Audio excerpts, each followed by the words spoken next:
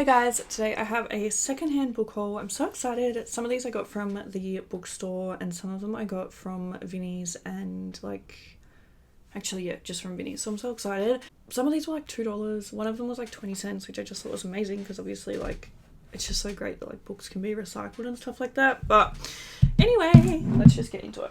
Okay, so I'll start with the books I got from the bookstore first. So first I just got one from Lisa Gardner. I don't honestly even know what part of the series this is. Lisa Gardner has a lot of series and I don't know. So I just got it because I was like, okay, well, it's here and I was like, I'll just get it because I'm going to start reading all of her series anyway. So I was like, whatever. So it says, this is called The Third Victim. It says it's her first case, but she's his next victim. It says a devastating crime has ripped apart the peaceful town of Bakersville, and the residents are demanding that justice be done, but although a boy has confessed, some of the evidence suggests that he may not be guilty. Officer Rainey Connor, leading her first homicide investigation, is caught up in the controversy, and it's hitting too close to home, bringing back memories of her own past and her worst nightmares.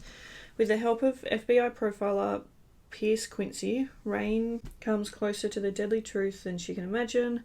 Because out there in the shadows, a man watches her and plots his next move. He knows her secrets. He's already brought death to Bakersville, but what he really wants is Rain, and he won't leave until he has destroyed her. So that sounds great. I'm really excited for that.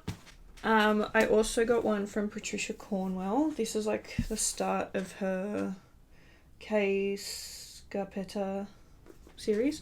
It's called Postmortem. It says a serial killer is on the loose in Richmond, Virginia. 3 women have died, brutalized and strangled in their own bedrooms. There is no pattern. The killer appears to strike at random, but always early on Saturday mornings. So when Dr. Kay Scarpetta, I just said it, I don't know, whatever. Chief Medical Officer is awakened at 2:33 a.m. She knows the news is bad. There is a 4th victim, and she fears many others will follow unless she can dig up new forensic evidence to aid the police. But not everyone is pleased to see a woman in this powerful job. Some may even want to ruin her career and reputation. So yeah, that's the first one in that series, which I'm excited about. This one is by Marcus Kalua. I know I said that wrong. It says, we used to live here. It says, you let them back in that you shouldn't have. And this one was actually my TBR, so I'm very excited that I found this. It says, young couple,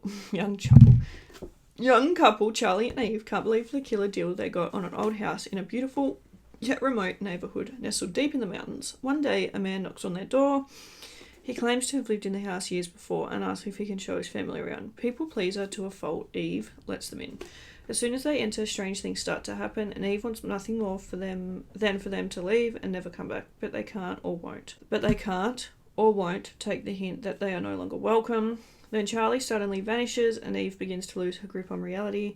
She's convinced there's something terribly wrong with the house and its past inhabitants, or is it all in her head? Then I got another one from Lisa Gardner. This one is by Lisa Gardner, and this is The Survivors Club. This is a standalone book. So it says, The Survivors Club. That's what Gillian, Carol and Meg call it. They don't consider themselves to be victims. They are survivors who faced the blazing headlines and helped lead the investigation that caught Eddie Como, the man who changed their lives forever.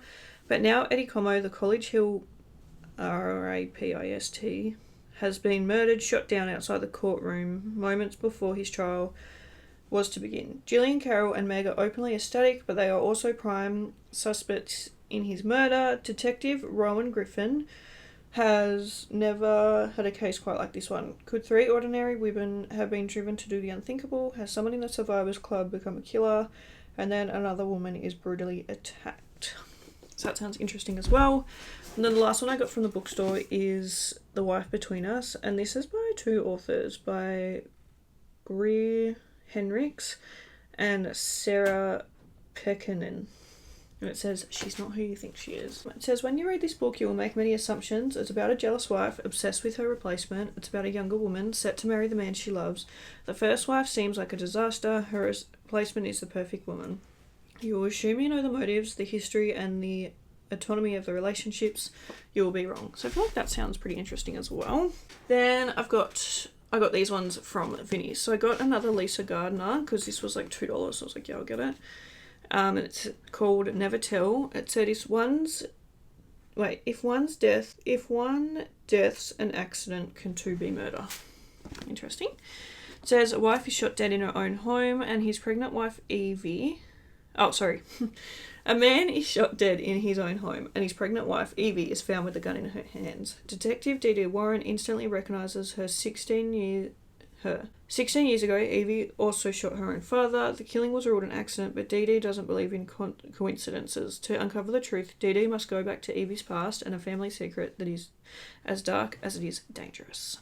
Evie might be a victim, or she might be about to get away with murder again. So that sounds really good. I'm so excited for that one. This is by Karen Slaughter, a new author to me, but she was recommended to me by the bookstore lady.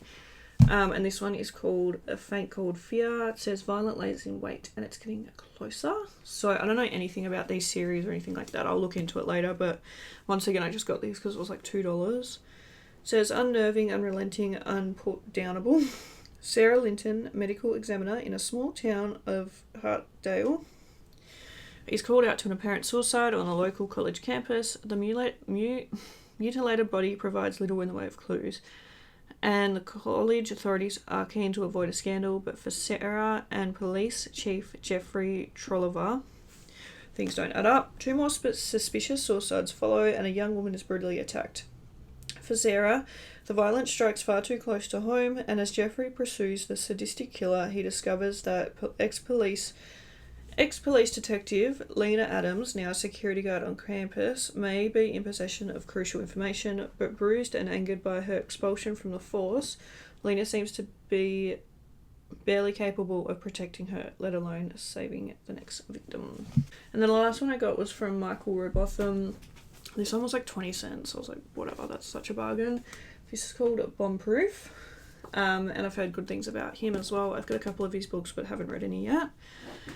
It says, Sammy Macbeth is not a criminal mastermind. He's not even a minor one. He's not a jewel thief. He's not a safecracker. He's not an expert in explosives. Sammy plays guitar and wants to be a rock god, but keeps getting sidetracked by unforeseen circumstances. 54 hours ago, Sammy was released from prison. 36 hours ago, he slept with the woman of his dreams at the Savoy. An hour ago, his train blew up. Now he's carrying a rucksack through London's West End and has turned himself into the most wanted terrorist in the country. So I feel like that'll be interesting as well. I don't know if this is like a lone one or what, but that was everything I got in my secondhand book haul. So I have like maybe about 50 books now to read. So, and I still have more on the way, so that's great. But lucky, I love reading at the moment. So yeah, thank you guys so much for watching this video. I really hope you enjoyed it, and I'll see you in the next one. Bye!